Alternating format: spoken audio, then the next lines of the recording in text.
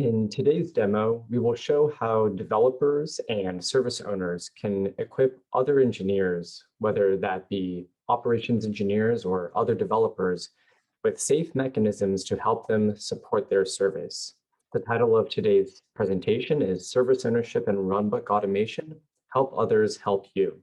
So let's take a look at this e-commerce app as our example for today. Customers can browse and look at products. They can add items to their cart. They can see recommended products and ads for discounts. This app is made up of roughly a dozen microservices, and we can see the dependencies and the relative SLAs between them on this diagram. And here we can see who a few of the service owners are for specific services. Alice oversees the ad service and owns the ad service, Carl for the cart service, and so on and so forth. So let's say that this team has an operating model, either one of on-call rotation across the service owners, or perhaps one where operations engineers are the first responders, but then pull in or escalate to service owners as needed.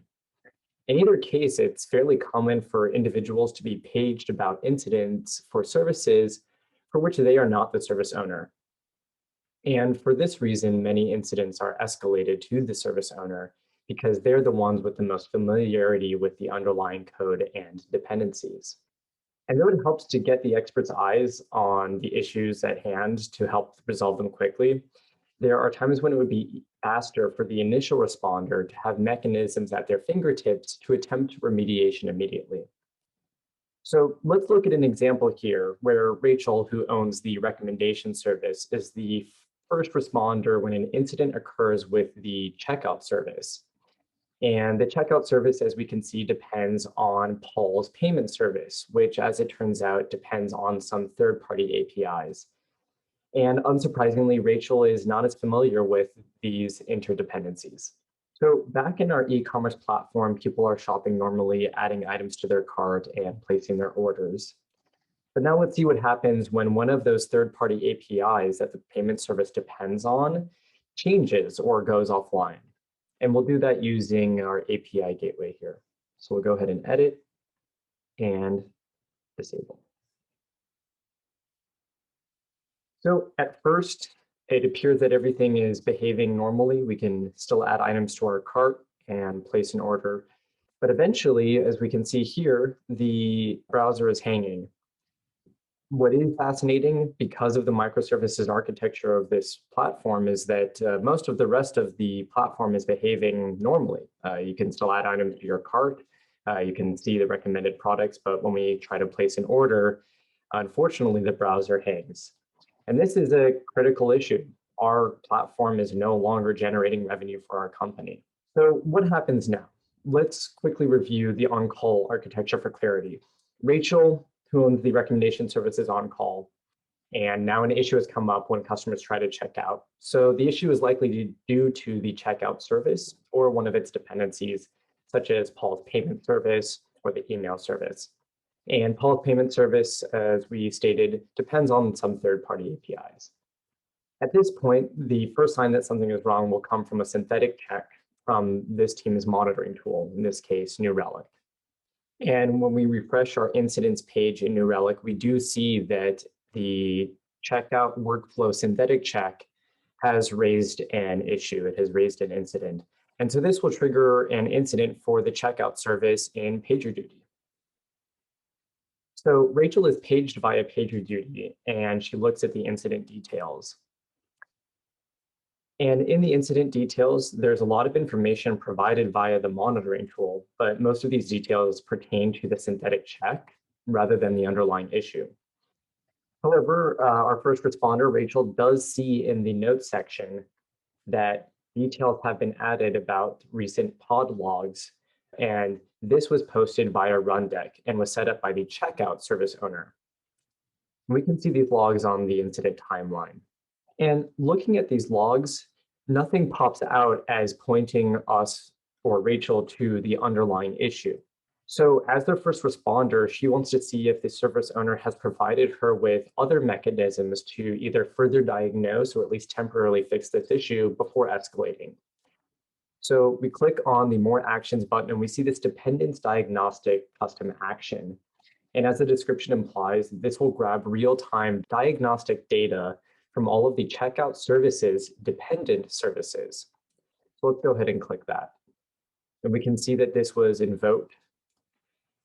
And when we refresh the page on the incident timeline, what we see is that this has invoked an automated runbook in Rundeck that grabs diagnostic data of real-time statuses for all of the dependent services and posted it to the timeline. And sure enough, what we do see is that 2 of these services are running and behaving normally, but the payment service has a state of terminated, and the reason is fairly generic. It just says error. At this point, we do see that PagerDuty has picked up a related incident. And so when Rachel goes to see the related incidents, sure enough, there's now an incident for the payment service. And so our first responder is fairly certain that the underlying issue has something to do with the payment service. So we go and investigate this incident. Same as before, on the timeline, Rundeck has posted recent logs from the payment service pod. And here we see a custom error, and this now points us in the direction of this third-party API. However, Rachel doesn't really know how those third-party APIs are used or if they're safe to be disabled. However, Paul was proactive. He set up a specific automated runbook that can be used as a fail-safe in the event that any of these third-party APIs are causing trouble. And so with before, Rachel looks to see if any of these mechanisms have been provided to her at her fingertips so that she doesn't have to escalate. So on More Actions, we see this no third-party APIs custom action. And as the description shows, it redeploys this payment service without the third-party API dependencies. So we'll go ahead and invoke that.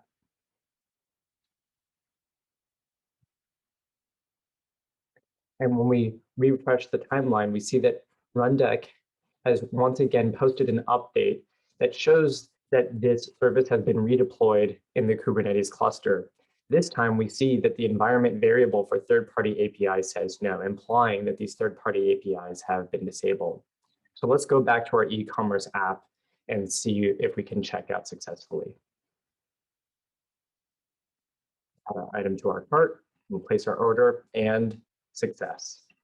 So this scenario demonstrated how a service owner like Paul was able to equip other team members with mechanisms to help him in supporting and maintaining his service. In this case, Rachel, who was unfamiliar with how the third-party APIs were used, was able to safely turn them off by using an automated runbook created by Paul. And this meant that Rachel was able to apply a short-term fix without needing to escalate to Paul. In the next bit, we'll look under the hood and see how Rundeck executes these automated playbooks created by the service owner and interacts with the underlying technologies in this stack. Thanks so much.